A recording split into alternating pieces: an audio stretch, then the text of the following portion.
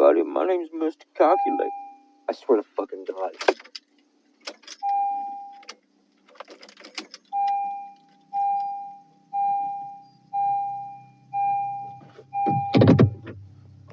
Hey everybody, my name's Mr. Calculate. God damn you. There is something more supernatural on the drawing board at CERN than what is being admitted. With the LHC, CERN are expecting to find other dimensions and open portals to these dimensions. Perhaps you remember the dream that says, "Behold, there was a ladder set up on the earth, and the top of it reached to heaven. And behold, the angels of God were ascending and descending on it, and he was afraid."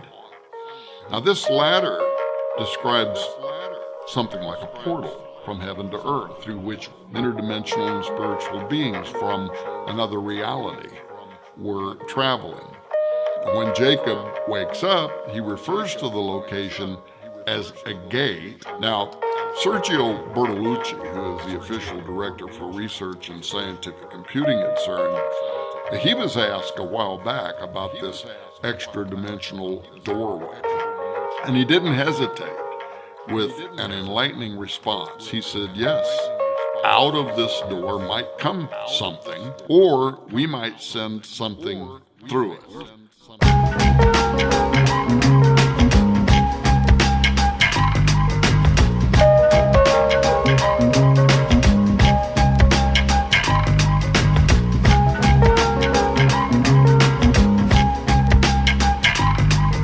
The idea of CERN playing with gateways is a major concern. On today's episode of the Secret Society of Stuff, we interview Ross Coulthart, multi-award-winning investigative journalist and author of the best-selling book, In Plain Sight. Without further ado, let's get into it.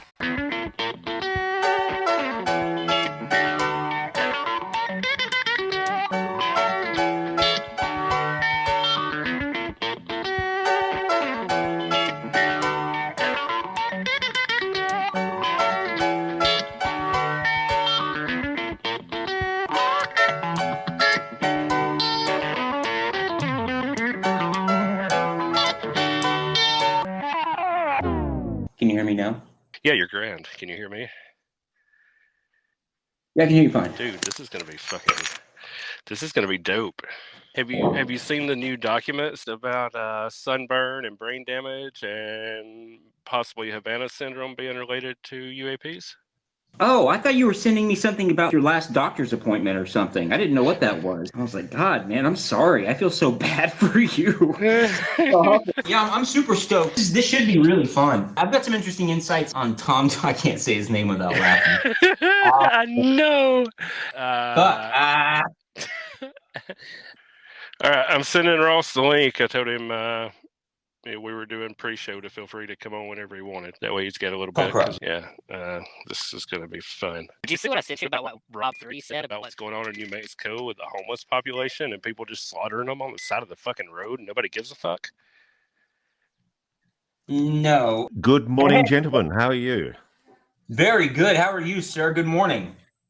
Very, very well. Is this audio good for you guys? Yeah, it sounds great. How are we? Ross? Yep. All good. Whereabouts are you guys? Austin, Texas here. Oh, great town. Yeah, buddy. And I'm east of Birmingham, Alabama. Oh, okay. Rob lives about 13 miles, is it west of a nuclear power plant? He's had some pretty wild experiences from some of the crafts that have buzzed that area out there. So you've seen them, have you, Rob? Yes, I'm an actual experiencer. So that's what put me into the rabbit hole. Oh, okay. No, because it's funny. I didn't realize until I spoke to Robert Hastings, the author of UFOs and Nukes. I didn't realize how widespread the visits to nuclear sites were, because as far as Bob can tell, every single nuclear missile silo and every single nuclear weapons plant has been visited. Goodness. It's such a strange phenomenon. I was listening to some of your interviews with John Mungle and one that you gave, I forget what the name of the cast was, where you were talking about how varied the phenomenon is. And in my experience, I found that one hypothesis doesn't really explain everything to me. It's not very satisfactory. I agree with you. I think the ETH, as we say, is probably the least likely explanation for the vast majority of the phenomenon. I don't think these are little green men from another planet, frankly.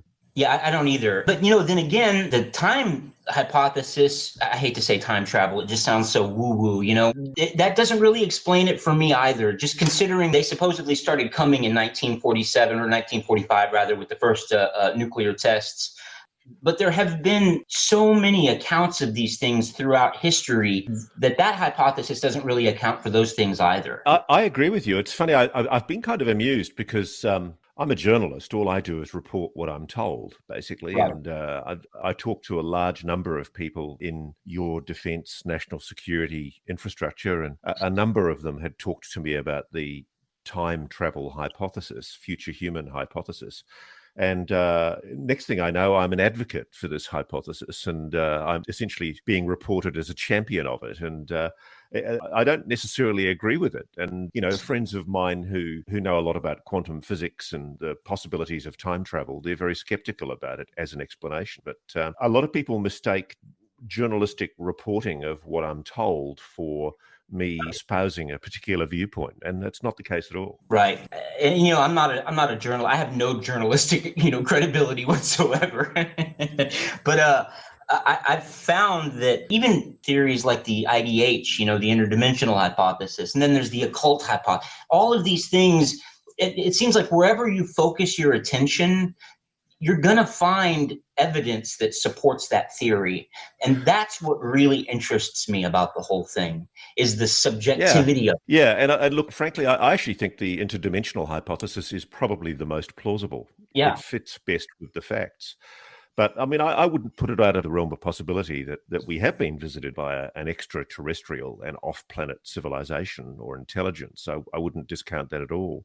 But I'm quite struck by the fact that many of the people that I talk to suggest that the phenomenon has been here for time immemorial, that it's been around us and it's been part of our society without us realizing it for thousands of years, if not millions of years.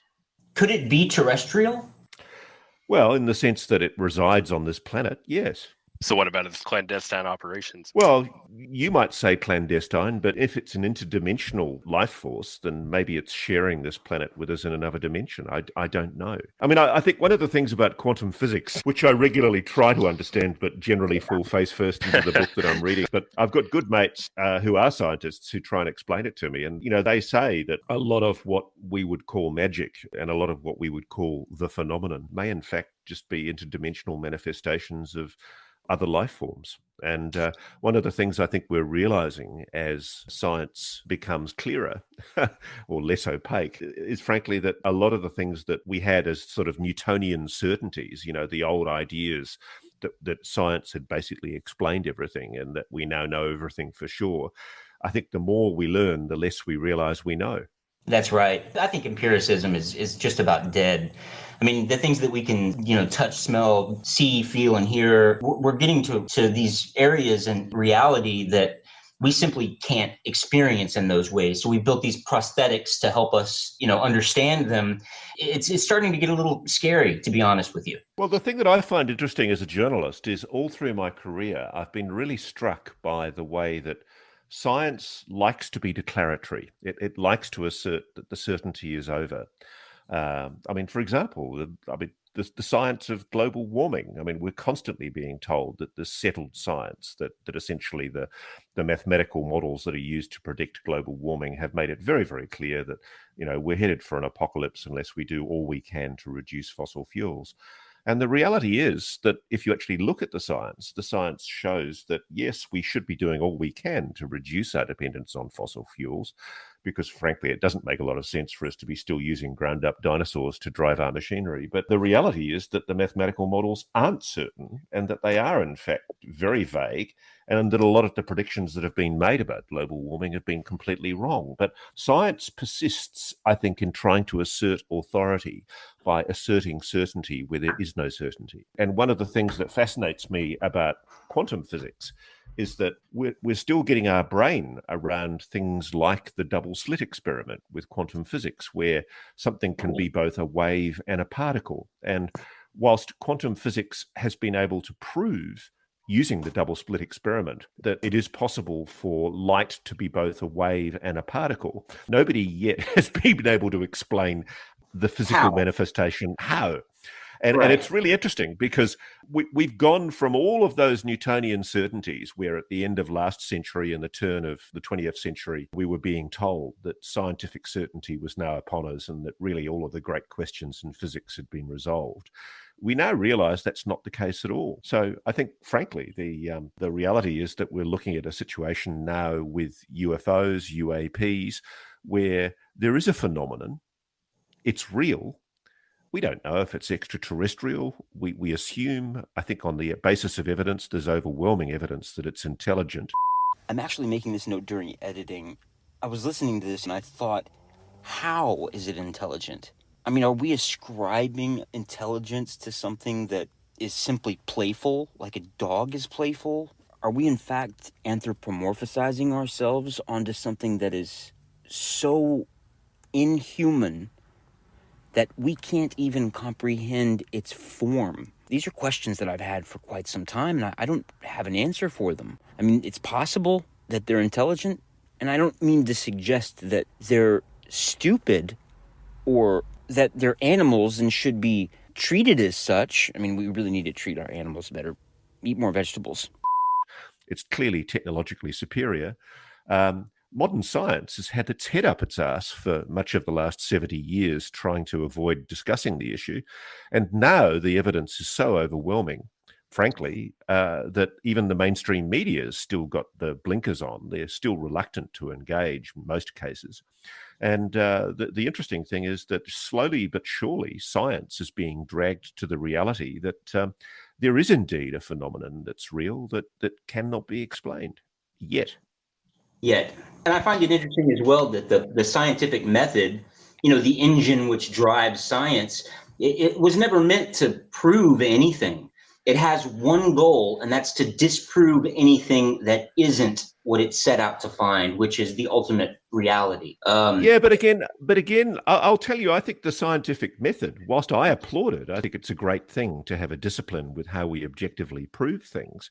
The scientific method, frankly, is a big steaming pile of bull dung. It's rubbish. Ultimately, the pompous assertions that are made by many in science that there is this method that everyone agrees on as a way of establishing reality, as a way of essentially proving a phenomenon. If you apply the scientific method to UAPs, the existence of UAPs would have been accepted long before the Pentagon finally was pushed into a corner and forced to admit it in July last year. I just have a bee in my bonnet about the scientific method. I think that as a journalist, I've learned the way that science allows itself to be politicized. And I think there are a lot of the gatekeepers in modern science who, frankly, have their heads up their asses on UAPs. They are reluctant to acknowledge the reality that is there right under their noses. It's why I called my book In Plain Sight. I agree with you, Ross. In fact, I think that it's become more of the political method than the scientific method, to be honest with you. I mean, I really do. And I think science is often used to shut down public debate in Australia. I mean, I had a Roads to Carthage moment myself as a journalist when I looked at the science of global warming. And I rang the Australian members of the Intergovernmental Panel on Climate Change, the IPCC. And one of them, John Zillman, admitted to me that he was a global warming skeptic, that he didn't agree with the science. Hang on a moment, you're one of these 1001 or whatever it is concerned scientists who are regularly being parroted by the different green groups as a person who unequivocally supports the theory that the world is headed for catastrophe with global warming. And he said, well, nobody asked me. Oh my God. And it's interesting because I've done that research and I've spoken to people all around the world who are members of the IPCC who privately and publicly admit that they are skeptical about the claims that are made by mathematical algorithms that are used to predict weather, which frankly just can't, because, our mathematical models in our computers are nowhere near being able to predict something as complicated as a weather system. And whilst I unequivocally support the idea that we should be running a Manhattan-style project to develop nuclear fusion or alternative energy systems, the biggest priority on the planet right now should be finding a way of providing energy cheaply to everyone on the planet. I rather suspect that, yes, it is true that there is a kind of a coterie of fossil fuel producers that are essentially protecting their nest by discouraging further research and investment in alternative energy systems. But the bullshit that's spun about renewables and the idea that renewables are going to be a solution, there is no fucking way that wind power is going to solve the world's problems with energy. It's weird. Right. And I find the truculent resistance of some who use science to essentially catastrophize the planet and suggest that the roof is falling in because we're killing our planet because we use fossil fuels. I mean, frankly, I agree with that. I think we should get off fossil fuels. Absolutely. Right. But you can't just dismantle an industrial society that's been created in the last 150 years and expect that you can walk away from that without having an alternative energy system. And, it's the dishonesty in science that I find unscientific. Yeah, there's definitely bias in the one place where there shouldn't be bias, and that's in the scientific community. Do you remember what his specific hang-up was over the data? You're talking about the guy that I spoke to, Zillman? Yeah. Basically, he had an issue with the fact that the mathematical algorithms that were being used on supercomputers to predict weather system outcomes weren't accurate. And, he was the head of the Bureau of Meteorology in Australia at the time, Dr. John Zillman. And so he was basically telling me, yeah, I'm a member of the IPCC, but I can tell you the mathematical modeling that I'm seeing is not matching what we're seeing. It's over predicting. It's over catastrophizing what's happening to the environment. And he said there are clearly variables that we're not factoring into the mathematical models that are lessening the effect of the warming. He argued that, yes, we do. Of course, we have to look for alternatives to fossil fuels. And, he was endorsing very much the idea that, society should be moving away from things that pollute our environment. Of course we should. That's a given. That's why this phenomenon is so fascinating, because if we could somehow employ the technology that we're clearly seeing happening around us, being able to control gravity isn't just like the perfect weapon. It's the perfect thing. Right now, the only thing that makes gravity, as far as we know, is mass. You just need a bunch of stuff, and it's a property of mass. We observe gravity, we see what it does, but we really don't know what it is. We can throw some equations together and say, well, it works like this, but we really don't know what's behind it. But if you can make a machine that on demand makes gravity, all the stuff we write fiction about stops becoming science fiction that afternoon. Force fields become a reality. You can shift time. You can make impenetrable fields. You can have propulsion that is mind-boggling. Everything becomes possible. It's the most important thing, and here is an operating machine sitting in front of us that makes gravity, and we really want to be able to make one of those things. It would be the ultimate weapon. Not just the ultimate weapon, but it would really be the ultimate thing. It would catapult mankind forward, and what really sucks is the military is in control of this. I mean, I agree with you. I mean, look, fundamentally, this is the most important thing. The Pentagon's admission that this phenomenon is real, after years of equivocation and telling us that it's swamp gas or weather balloons and telling us that 90% of these cases can be plausibly explained with a prosaic explanation. The fact that they've now done a double backflip with pipe and acknowledged that what we're looking at is something that we cannot explain, that it's a technology. I mean, documents released yesterday in an FOI, a Freedom of Information application, I think the US edition of the London Sun published it just in the last 2 days. They show that internally, the Pentagon is referring to these craft as vehicles. Good Something Lord. intelligently operating vehicles using technologies, and this is the kicker, they are technologies that are clearly deriving energy in a way that we do not yet comprehend.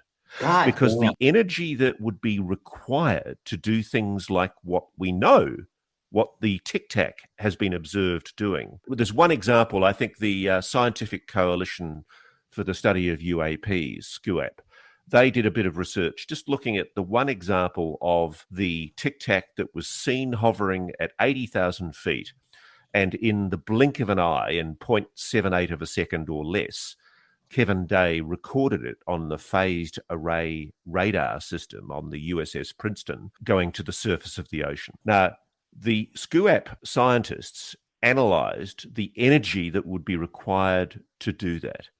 And they said that it would exceed the consumption of the entire United States from every single nuclear power plant in the United States for 1 year. Just that one maneuver.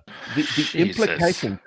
And so this is the thing that is fascinating to me, is that right under our noses, there is a technology being deployed that is using energy in a way that we do not yet understand. And this is where I think the mainstream media is largely dropping the ball and failing to understand the implications of what the US Pentagon, the most powerful military on the planet, has admitted. It has fundamentally admitted that there is a technology operating on this planet that is beyond human comprehension, and it involves the deployment and the use of energy systems that are clearly extracting energy, possibly from the vacuum, and the implications of that are extraordinary. What is the single most unsettling thing you've heard about this subject? The malevolence, the potential malevolence of whatever this phenomenon is. So I do a podcast with a guy called Bryce Zabel called Need to Know, which I'll also shamelessly plug. Great podcast, by the way. But one of the last episodes we did, we talked about the evidence suggesting that, contrary to the happy clappy benevolent notion that all UAPs are well intentioned and kind, which is, I guess you could say, the Dr. Stephen Greer argument that whatever this is, it's no threat to humanity. There is actually evidence to show that people have been hurt by UAPs and that they have engaged offensively, not only with military, but with individual civilians. And I talked last week about a case where a good friend of mine, Damien Knott, who's an Australian experiencer and UAP investigator, he suffered terrible apparent radiation injuries suffered by close-up exposure to a UAP. And it's interesting because I've been told stuff. I did a piece in my documentary about cattle mutilations, which was almost tangential to the issue of UAPs. But I did a first edition of the documentary in, I think it was June, July last year for Channel 7 Australia. And what happened was I got phone calls from all over Australia from veterinary surgeons, like well-qualified, university-educated, postdoctorate veterinary surgeons, some of whom have actually worked at senior levels in government in Australia. And they were telling me consistently that there was a really anomalous phenomenon of mutilations of cattle, and on some occasions, animals like kangaroos. Quite weird surgical incisions into these animals where specific organs had been removed in a way that they would not be able to replicate, even with the most advanced cutting machinery that we now have at our disposal for modern surgery. Bloodless surgery. I think the most dramatic one was a very senior veterinary surgeon who's actually served at a national level on a veterinary body, advising government on issues relating to animal husbandry. He rang me out of the blue and he insisted on anonymity, but he allowed me to read his autopsy reports and look at his photographs.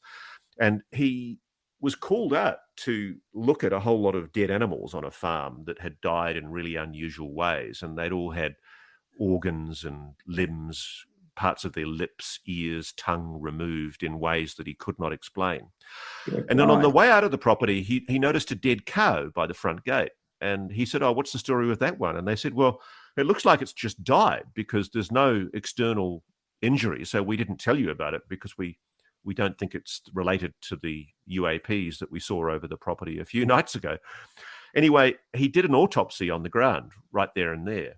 And as you know, I've forgotten how many stomachs cows have. I think it's three. And they all sit on top of one another. And apparently, when you do an autopsy on a cow, you have to lift each individual stomach out. It's a huge, messy job. But, the last stomach is right up against the rib cage. And to get to it, you've got to lift out the other stomachs.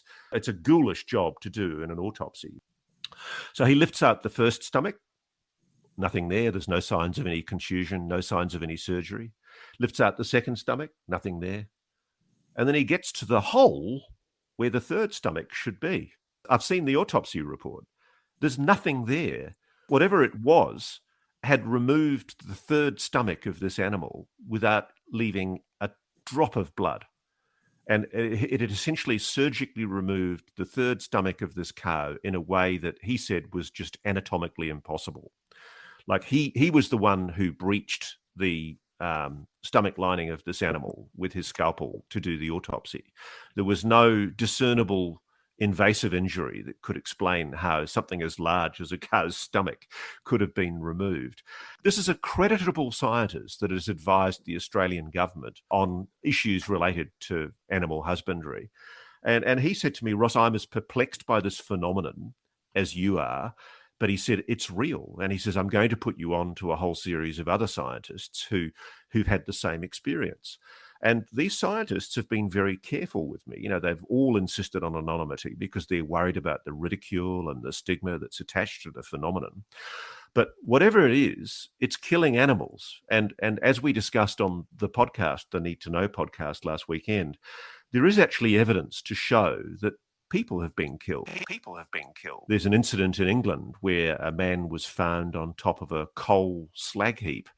And if the killer had walked up the side of the coal slag heap, you would see footsteps. And the report, the coronial report investigating this death shows that there were no discernible footprints. But this poor man's mutilated body that clearly showed signs of the most appalling torture and exsanguination and removal of certain organs, he'd been mutilated by something that had dropped him in a crowded city on the top of a coal slag pile. Then you've got things like the Colares incidents in Brazil, where numerous Brazilian villages described being hit with beams of light and suffering terrible burns. And in some cases, some people were actually killed. We were just reading an article about this physician who had been commissioned to write a report on the physiological effects of close encounters of the third and fourth kind. And he said that 1 in 10 die within 5 years, and the remaining suffer what can only be described as the same symptoms as the Havana syndrome. Is this Dr. Kit Green you're talking about? Is it, Rob? I believe it was Kit Green's. Yeah. Kit Green's Yeah. I mean, Kit Green's the former head of the CIA's Weird Desk. He's the guy that used to work in the Central Intelligence Agency handling the weird shit that no other part of the agency wanted to look at, essentially. Right. Yeah. And he's a highly credentialed, extremely well-respected doctor who has done a lot of work. And yes, you're right. He's been doing work very recently into the Havana syndrome. Probably, he hasn't said which agency, but again, probably at the request of the CIA. But there's a bit of ambiguity about what he and another doctor, Professor Gary Nolan from Stanford, have been talking about. They've been doing a collaboration looking at this issue. But in some cases, people who have described close-up experiences with UAPs, with the phenomenon, have been observed by Gary Nolan, Professor Gary Nolan at Stanford University, to have enhanced caudate putamen in their basal ganglia of their brain, which essentially is a positive thing in many ways. It suggests that there might actually be a genetic difference for people who are more prone to having these experiences of contact with the phenomenon. But what Kit Green has also talked about, and Gary Nolan has also alluded to this, is that as well as the subset of Havana syndrome patients who've died from exposure to what appears to be some kind of beam technology by a state-sponsored actor, probably the Russians, the interesting thing is that there are also people who've died in a similar way from exposure to UAPs close up. And just to come back to the question that you asked me, what's the most sinister and disturbing thing? I've spoken to people in the defense and intelligence community who've admitted to me that they have had weird paranormal experiences where after their exposure to what they would call, if you like, a classic UAP encounter, they've had, I suppose you could call it, ghost-like experiences where they've, some of this is on the record, actually. Some of these people have spoken to George Knapp and Colm Kelleher for their book, for their book called Skinwalkers at the Pentagon. And there's a thing called the hitchhiker effect, where people who'd been to the Skinwalker Ranch, particularly people who'd been at the sharp end of combat, they were followed home by the phenomenon. And in one case, an alleged werewolf or whatever it was, some kind of dog-like creature in the back garden that scared the living daylights out of them. It's that stuff that, even though I find it confronting and I feel a little meek about talking about it with you because I'm reluctant to associate myself with it because it sounds so completely off the wall and loopy. Right. Yep. You can't dispute it. There is something paranormal that is associated with UAPs. And that's the scary thing is that it somehow overlaps our subjective reality and spills over into that part of the world that everybody can see. Yeah. No, I agree. It is. I've spoken to people in Australia who have been involved in UAP encounters at or adjacent to very sensitive military bases that we know are linked to the US strategic nuclear deterrence. Such as Pine Gap. Pine Gap, the Exmouth Harold Holt Naval Communications Station. And when you push these people, they're not just saying they've seen UAPs, strange, anomalous, orb-like objects. They're really freaked out by the fact that they're also seeing paranormal phenomena, weird shit. And I don't think you divorce one from the other. I was just wondering, Ross, if you're familiar with Chris Bledsoe and the Fayetteville incident and high level of government-involved people who've met with that family. Yeah, look, I am. I've actually had a brief conversation with Chris and with Ryan, and at some stage when I go to the US, I'd love to go and see them and experience what they've experienced. I've also spoken briefly to the theologian Professor Diana Walsh-Pasulka, who's taken a close interest in the Bledsoe case. And I was also fascinated. I'm very interested in a guy called Hal Povenmire. He was a guy who worked in NASA and became fascinated with UFOs, so much so he ended up writing a book called UFOs and Alien Abduction Phenomena. It's a scientific book that I really recommend people read because he was essentially one of the top NASA rocketry scientists. He was, Florida educated. He ended up working on the NASA Apollo missions, Apollo 8, Apollo 10, Apollo 11, studied space technology. And I find it fascinating that he became a very close friend of the Bledsoes and took a close personal interest. And it was his groundbreaking work that I think led to the CIA taking an interest in the Bledsoe family. I don't know what to make of the case. I'm not in a position yet to be able to make a value judgment about whether or not what I find about their story is credible, because I'd like to see it for myself. Because Ryan and Chris are, I understand, deeply religious, they see it through the prism of their Christianity. I mean, maybe one of the things about the phenomena is that we perceive it in the way that our belief system and our cultural values allow us to perceive it. I'm not sure that what people are seeing with their eyes is necessarily what it is. One of the things I'll point you to is something I write about in my book, but you can also find references to it online, called Slide 9. Slide 9 is a series of PowerPoints that were found on Chris Mellon's webpage that were clearly used by the people in the Pentagon investigating UAPs to brief a very senior official in the US Defense Department about the UAP issue. And I suspect it was at the time that they were trying to get special access program status, and they were knocked back by the gatekeepers inside the Pentagon. And it eventually led, I think, to the disbanding of that particular investigation.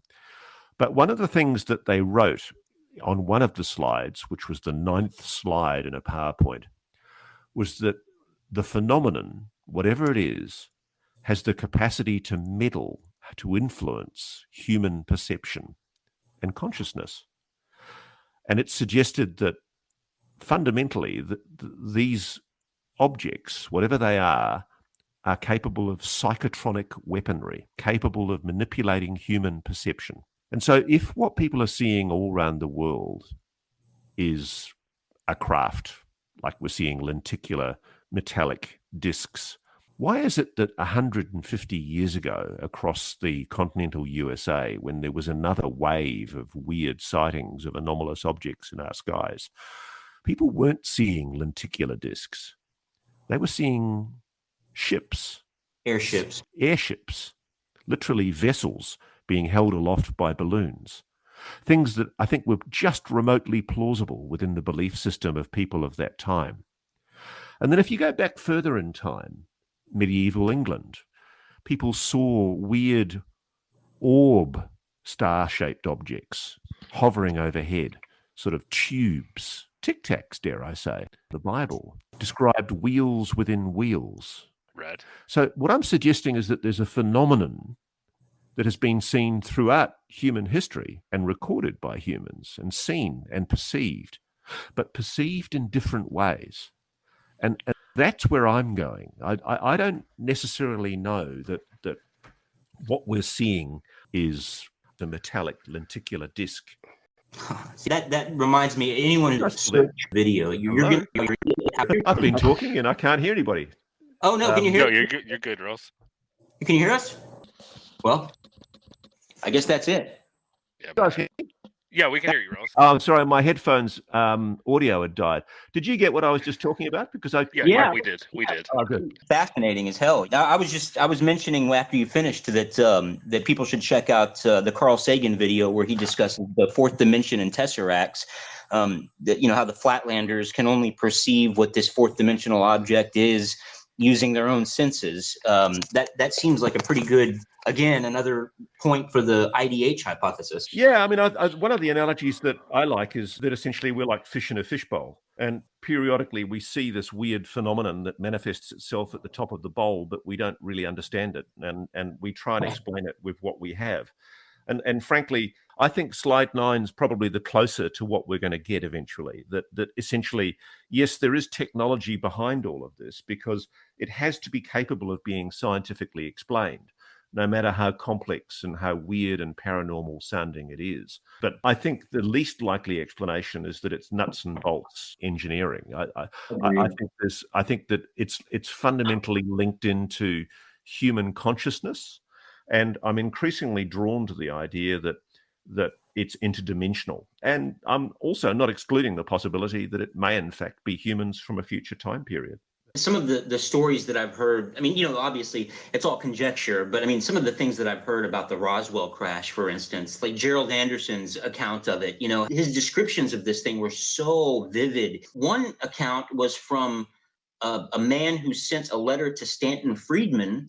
He said that the DOD eventually theorized that they were powering the craft through some form of, I don't know, psycho-telekinetic energy or something like that. I mean, you hear all these different stories and you really don't know what to think. I mean, Lou Elizondo was a disinformation agent, wasn't he? Well, look, everybody who's worked in counterintelligence uses disinformation, but I think it's slurring Lou Elizondo to basically say he was just a disinformation agent. I'm very sure Lou Elizondo was a patriotic and remains a patriotic and extremely dedicated American citizen. Frankly, I'm just tired of the bullshit for a lot of people who keep on trying to pull the guy down. Dr. Greer in Third Phase of the Moon, just released this new documentary. I'm sure it's all about smear and lose reputation. Look, I mean, the bottom line is I do think that there is an agenda inside the US government. I mean, there's absolutely no doubt in my mind that there are officials in the United States government who know a damn sight more than they're prepared to let on publicly about the phenomenon. I mean, the public has been misled. You've had 77 plus years of the public being told, frankly, that this phenomenon is all BS. Get on with your lives. Treat it all with ridicule and stigma and contempt because it's just rubbish. Anybody that looks at the UFO, UAP issue as a tinfoil hat crazy, these can be plausibly explained. Trust your military, trust your government. Believe us when we say this is all nonsense. And yet we now know privately, behind the scenes, they were lying. There's no other word for it. They were lying. And the interesting thing about this is that it is technically illegal after the Watergate hearings, after the findings that were exposed during Watergate of CIA COINTELPRO operations against the American public. It was actually mandated by legislation, and this is something that Lou Elizondo says repeatedly, and people don't understand it. It would be a crime for him to be committing disinformation against the American public. I talk all the time to people in intelligence services around the world. It's part of my job as a journalist. And the thing that I found fascinating was when I started investigating the UAP issue and started reaching out, particularly in America, I was expecting people just to go, you know what, this is just rubbish, Ross. You don't know what you're talking about. Why are you writing a book on this? This is rubbish. Instead, what I found was that there were people at quite senior levels, former and serving, operating in intelligence and defense and national security all around the world, who actually said to me, "Oh, Ross, fantastic. A credible journalist is prepared to investigate the phenomenon. This is really good. Let us help you. We're really keen to see this talked about because we're puzzled that people aren't following the clues and looking at what's there under their noses. In plain sight. It's there. Just read the history. Look at what the CIA has published, largely, by the way, as a result of pressure that came from John Podesta when he was the chief of staff for Bill Clinton. You know, they pushed inside the Clinton White House for disclosure of what was known historically. What people don't realize is that the historical documents that have now been released by the NSA, the CIA, the DIA, they show a completely different counterfactual history to that's been presented to the world over the past 70 plus years. For 70 plus years, we've been told UFOs, UAPs are not a national security issue. They don't pose a flight safety risk, that 97% of them or whatever can be prosaically explained with natural phenomena or, and it's clearly not the case. And we now know that behind the scenes, they've secretly been running programs to investigate the phenomenon. And one of the allegations in my book is that there is indeed a program in existence in the United States, which has been operating secretly now for decades, where the United States is actively trying to back-engineer recovered non-human technology. Our first UFO recoveries were in the late 30s. We made a couple in the beginning of the 40s, and then came Roswell, which the public found out about. We got 2 live aliens. One died shortly thereafter. One lived until 1956. We found out that so far there are 18 different alien species that we know about monitoring Earth. Some are good, some are hostile. Most are indifferent. We found out that we are the experimenter product, if you will, of an alien race who we never met. All we know is that the Greys are cybernetic organisms who work here at the behest of their employers, monitoring us through. Abductions occur on a daily basis throughout the United States to at least 10% of the population. The deal was struck that in exchange for advanced technology from the aliens, we would allow them to abduct a very small number of persons, and we would be periodically given a list of those persons abducted. We got something less than the technology we bargained for and found that the abductions exceeded by a 10% of the population. what we had naively agreed to. In 1954, President Eisenhower met with a representative of another alien species at Muroc Test Center, now called Edwards Air Force Base. This alien suggested that they could help us get rid of the Greys, but Eisenhower turned down their offer because they offered no technology. Shortly after this, it was determined at meetings between the U.S. and Russians that the situation was serious enough that a Cold War should be manufactured as a ruse to divert attention of the public away from UFOs and towards some other threat, the H-bomb. It was also decided to keep the ruse secret from any elected or appointed official within both the U.S. and Russian government. In the late 1950s, NASA was formed to compartmentalize and sanitize information from all space platforms and vehicles. The cover-up and the personnel to run the operation began to get bigger and bigger and required more and more money. We were forced to inflate the defense budget. Then we got into the drug business, which was still not enough. These are 5-second slides of the 18 different alien species. The guards at one facility are carefully indoctrinated over a period of several months, being shown pictures similar to, but not exactly like the alien. Before these acclimatations were done, we had 2 guards die of a heart attack as these aliens came down the hallway unexpectedly. The object that you're looking at now is the Kecksburg Acorn, brought to Wright Pat in the middle 60s. That film is of dead aliens being pulled from the wreckage of their craft that crashed in Atlanta, California in the 50s, supposedly from Tau Ceti. That craft you see over there was over 250 feet in diameter and had to be buried on the spot. These pictures you're looking at now are the structures on the moon. That's the tower in Sinus Medai. It's over 7 miles tall. And that thing there is what we call the Colossus of Agurum in American science. We don't know what it does, but the machine itself is bigger than Brooklyn, New York.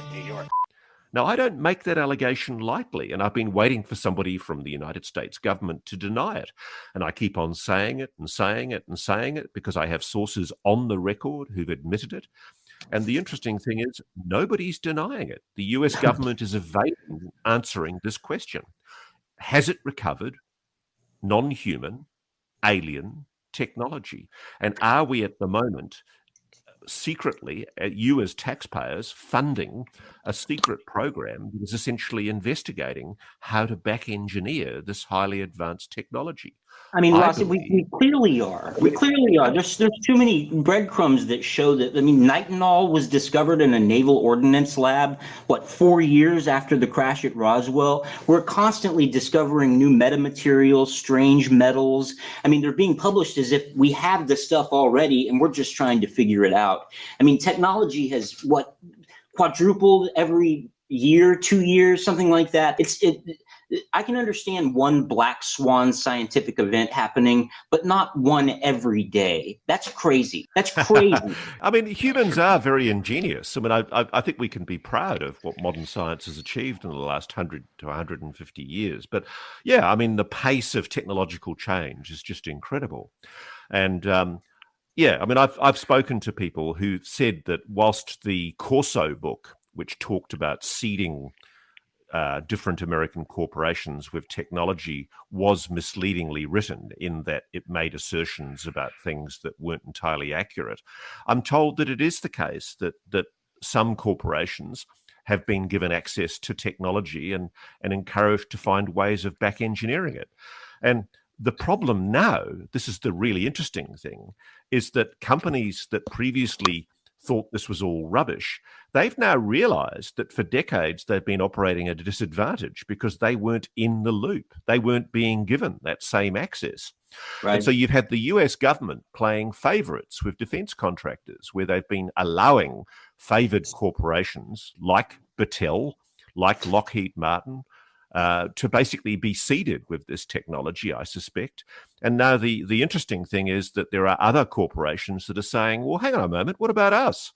Right. You know, where's the righteousness in the government basically playing favorites? And I think this is part of the issue, is that there've been so many lies and so much essentially process corruption that's gone on to facilitate this scientific investigation that ultimately it's now coming to light. And the problem that we have is that the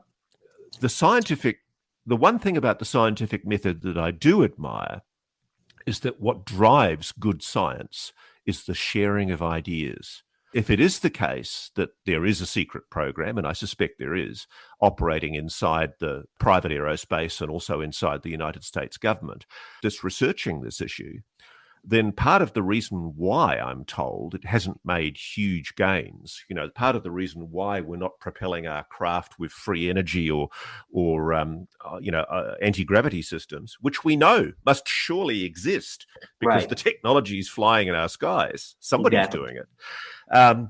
The reason why that's not public yet is because we haven't been able to crack it. And I've spoken to scientists who purport to have been part of what they refer to colloquially as the program, and they admit that they were given access to what they described as bits of technology, very, very heavily compartmentalized secret programs where they were trying to back engineer things that they were shown. And the problem with that is that modern science rests on sharing ideas and exchanging information. And frankly, the big lesson of history is that, the one event where we did this in secret was the Manhattan Project during World War II. And, obviously we were frightened about sharing that technology with the Russians and the Chinese and every other nation that had an authoritarian bent.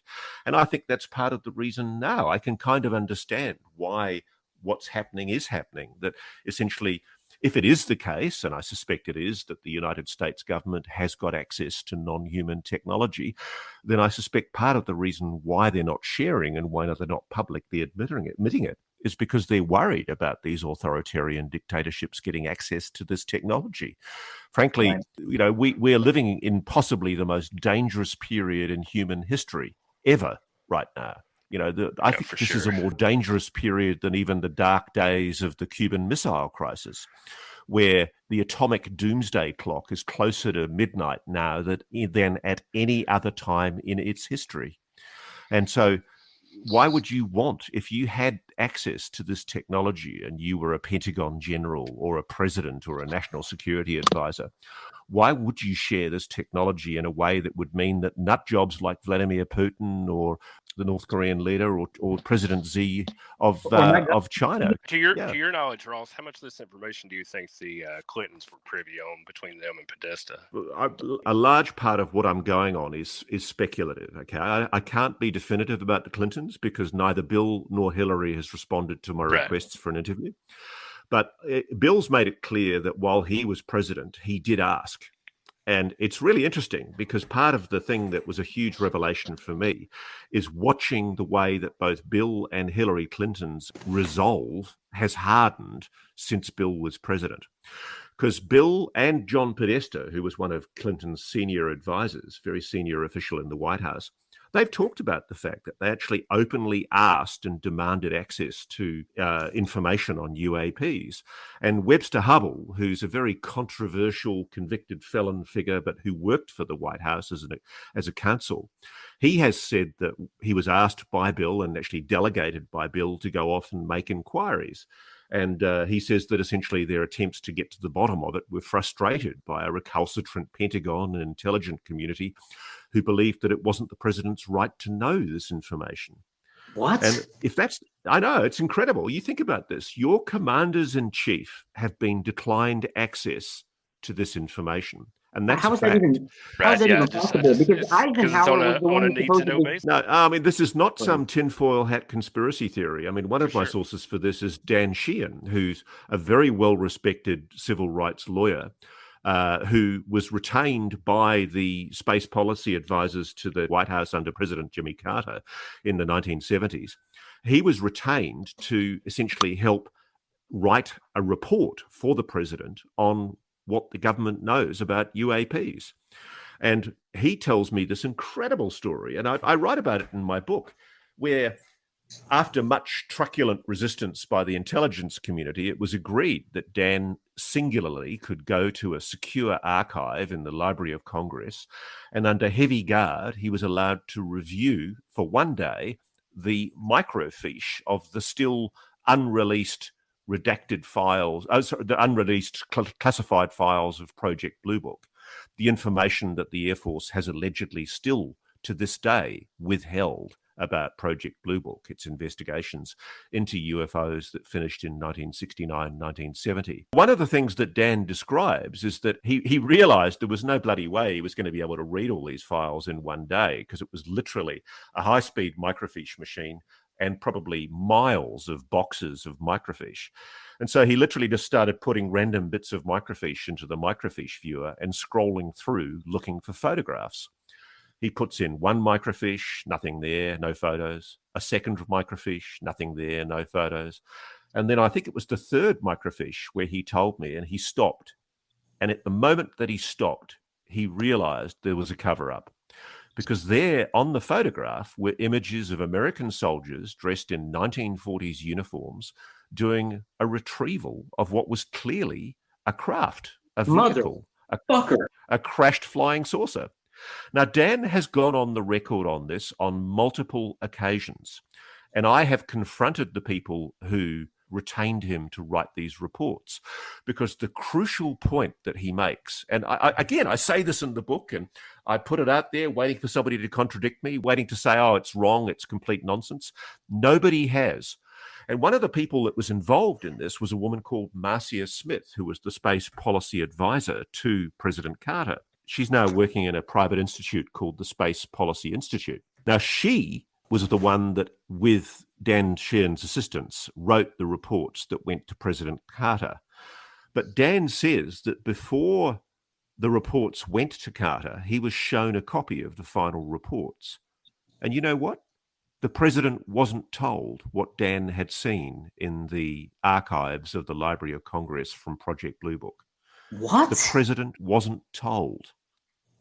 Now, this is a consistent theme, because what Dan says is the reason why these reports were sought through the Library of Congress Research Department was because when Jimmy Carter became president, in the caretaker period between his election in November and the inauguration in January, he was so determined to get to the truth of the matter relating to UAPs, this is of course in the 1970s, that he summons the then director of the CIA, who just so happened to be George Bush Sr., who later on, of course, went on to become the president. He was asked by President Carter to give him a briefing about what the US government knew about UAPs. Now, we don't have Carter's word on this. Jimmy Carter won't respond to my requests for an interview, but we do have Dan Sheehan's, who's a counsel. Like, he's an attorney, a very well-respected civil rights attorney, who frankly would lose his practicing license if he was caught lying or confabulating. Right. Now, he has said this on repeated occasions. He says that he was told by Marcia Smith, President Carter's space policy advisor, that George W. Bush point blank refused to give his commander-in-chief a briefing on UAPs. God. Ross, if the implications of what you're saying make this a far scarier phenomenon politically than scientifically, it seems like. Can you imagine the circus of a congressional hearing that would ensue if this information came to light publicly? Well, the interesting thing is, I do think congressional hearings are going to happen. That dude almost said congressional theater. I think we're now at the point where I think it's inevitable that there will be congressional hearings. And the issue is going to be, if people are given an assurance that under oath they are waived from their national security oath and that they can speak in confidence and probably in camera to congressional oversight committees like the Senate Intelligence Committee, the Armed Services Committee, I think it's going to be a momentous period in American history, because it will soon leak from those committees that people have made admissions that contradict the narrative that the American public and the world has been given for the past 70 to 80 years. My God. Ross, wow. And this is all in your book, in plain sight. That's correct. Yeah, I mean, I hope you don't mind if I ruthlessly plug my book from time to time. But it's the only way. It's the only way a bloke makes a living these days, frankly. But I'm gratified when anybody either reads my book, and I love engaging with the audience that read my book.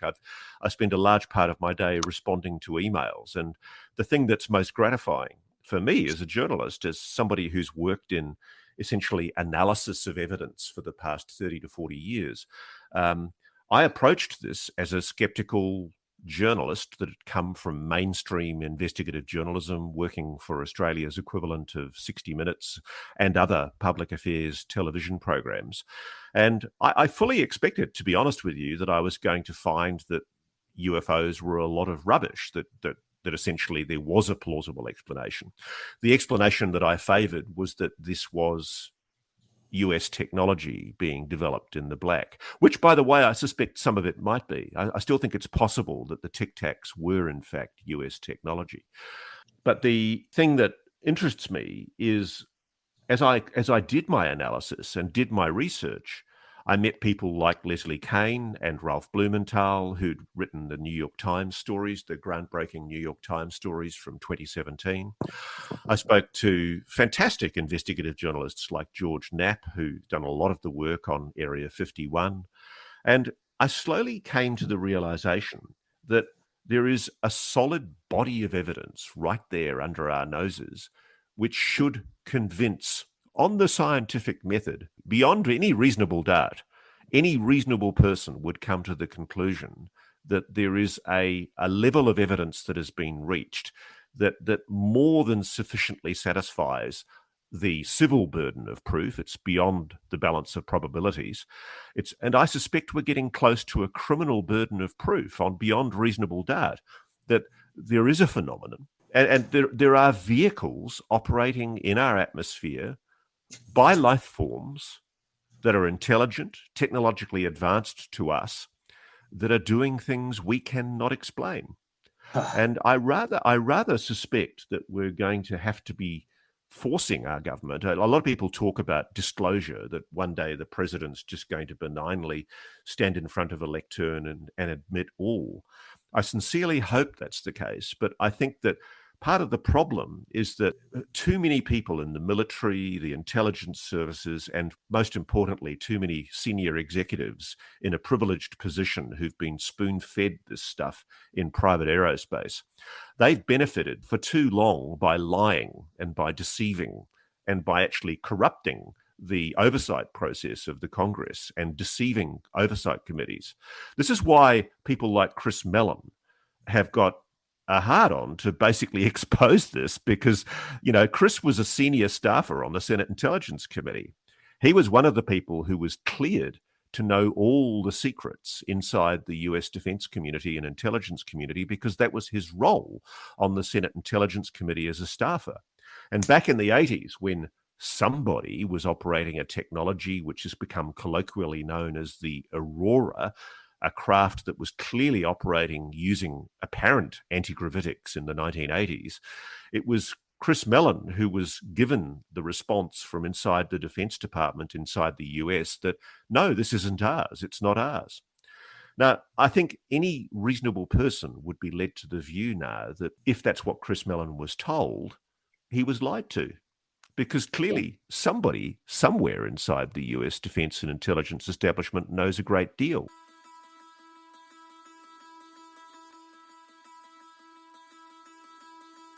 I think the idea that we're going to get disclosure and we're going to have a patrician president standing up at a lectern telling us solemnly that the truth really is out there and that we really have been visited by alien life forms, I don't think that's ever going to happen, Officialdom will be dragged kicking and screaming only with aggressive investigative journalism. Only if people like your listeners start demanding and making this a political issue. For sure. One of the things in America that astonishes me is that you have a much stronger sense of civics. I think you're still taught civics in schools, and you're taught how to complain. You're taught how to use your political leadership. A lot of the Commonwealth countries like Australia and New Zealand, people just meekly accept what government tell them. They put up with ridiculous secrecy laws. They put up with ridiculous restraints on access to information. And the great thing about America, the thing that makes me very positive for your country, is that whilst you've had a few lunatics running the asylum for a while, you've still got a solid base of people who understand constitutional democracy. You have rights. freedom of expression, you have rights for access to information, you have rights to essentially find stuff out. And so what I'm saying is, I don't think disclosure is just going to happen. Disclosure is going to happen if and when the American public start asking for it and start shaking the cage and saying, the truth is out there and I've got a damn right to know.